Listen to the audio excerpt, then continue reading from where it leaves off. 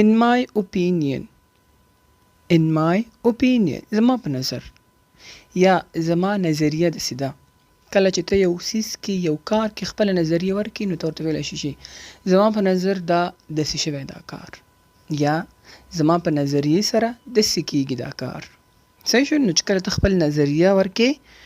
نو ته ویلی شي in my opinion as far as I know څومره چې زه پوهېږم as far as I know دا موږ هغه وخت استعمالو کله چې زموږ سوچ یو حده پورې ځي لکه څوک تانه پوښتنه وکړي چې دا کار به څنګه شوی ته ورته وایي زما چې څومره سوچ رسیږي یا زما ذهن چې څومره کار کوي موږ وایو که نه زما ذهن چې څومره کار کوي دا کار داسې شوی دی یا زما چې څومره سوچ رسیږي نو دلته معنا یې همدا ده څومره چې زه پوهېږم یعنې څومره چې زما علم دی نو دا هم یو د نظریې دپاره استعمالېدی شي It's my personal view دا زما شخصي نظر دی It's my personal view دا زما شخصي نظر دی ته یو چا ته کار کې مشوره وکړي او هغه ته وایي چې دا چا نظر دی یا د چا درته ویلي دي ته ورته It's my personal view دا زما شخصي نظر دی یعنې زما خپل داسې نظر دی زما خپله داسې نظریه ده No, as far as I know. My experience says زما تجربه وایي دا هم د نظریې باره کې دی دا څلور واړه دي خو دا مختلف طریقو سره دي چې هر یو ستاسو خوښي هغه تاسو استعمالولی شي My experience says زما تجربه وایي موږ وایو که نه زما تجربه داسې وایي دا هم چاته چې ته یو نظریه ورکې نو هغې دپاره استعمالېدی شي My experience says experience وایي تجربې ته نو زما تجربه وایي یا زما ذهن داسې وایي Don't spoil my mood زما مزاج مه خرابوه spoil ویل کېږي خرابولو ته Don't spoil my mood ویل کېږي مزاج طبیعت ته Don't spoil my mood زما مزاج مه خرابوه زما موډ مه خرابوه موږ ته څوک راشي یو عجیبه قسمه خبر راته کوي ته ورته وایې لکه زما موډ مې خراب دی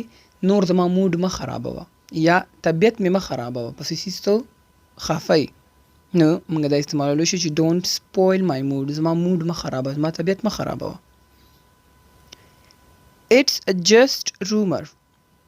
It's just a rumor دا صرف یو افوا ده It's just a rumor دا صرف یو افوا ده ستا باره کې یو افوا خوره شوي یو خبره تا پسې چا کړي او هغه خوره شوي یو کس ته ترېږته ته وایي چې هلکه داسې دا خبره شوې ده ته دا صرف یو افوا ده It's just a rumor کې افوا ته چا پسې دروغ ویل افوا یو څه ویل چا پسې بغیر د ثبوته هغې ته افوا ویل کېږي چې حقیقت نه لري رومر یعنې افوا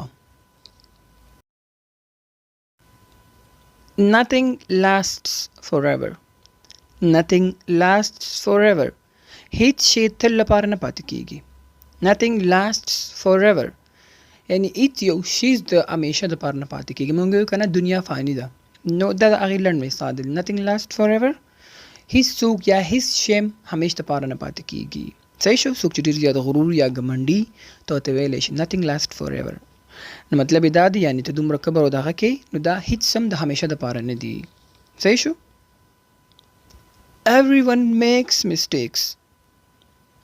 Everyone makes mistakes هر څوک غلطي کوي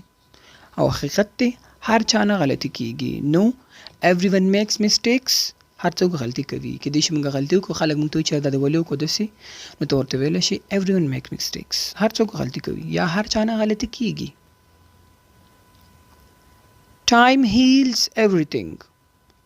Time heals everything وخت هر څه شفا ورکوي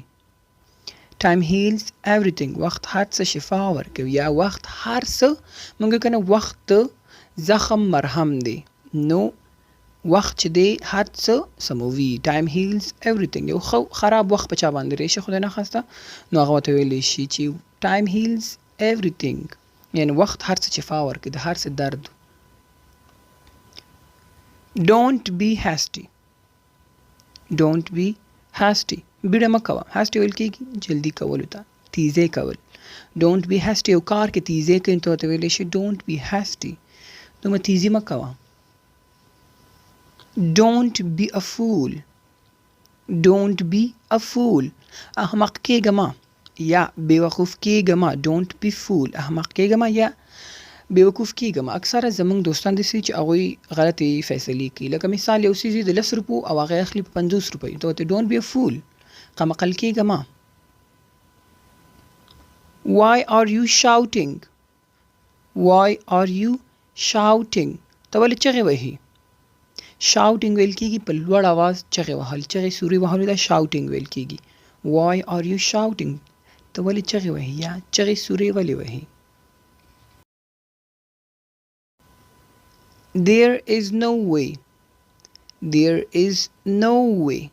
هیڅ لاره نشته there is no way هیڅ لاره نشته کله چې څوک کار کې یو څیز کې ګیر شي او خبره کوي نو بل ملګري ته وایي چې هلکه زه څه وکړم اوس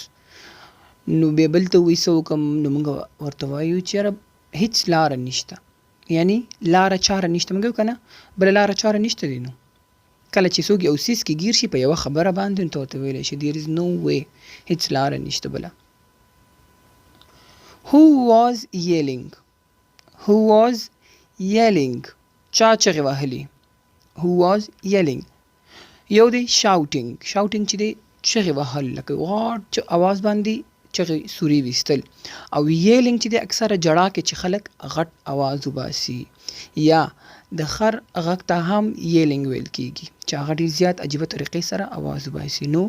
جړا کې یا خندا کې عجیبه طریقې سره اواز ویستل ته yelling ویل کېږي who was yelling چا چغې وهلي it's very expensive it's very expensive دا ډېر ګران دی it's very expensive دا ډېر ګران دی دکان ته لاړ شي یو څیز ډېر قیمت وي لوړ قیمت لري نو ویلی شو دا ډېر لوړ قیمت لري what do you need what do you need څه دې په کار دی what do you need څه دې په کار دی یا څه ته دې ضرورت دی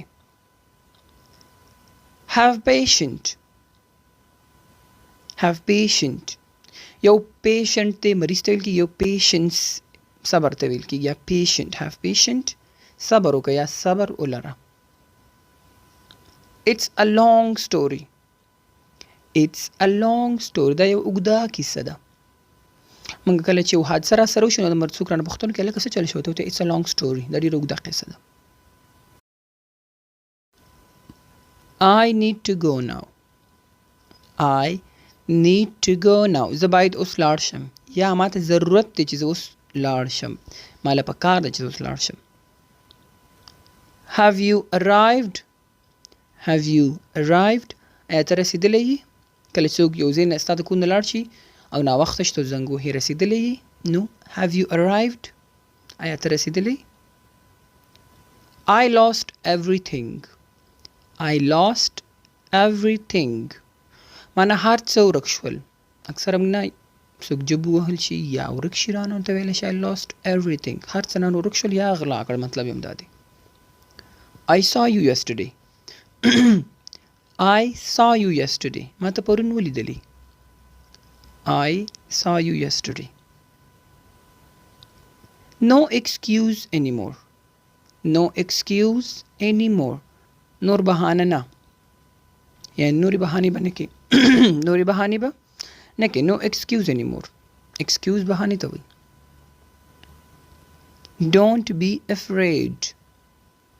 don't be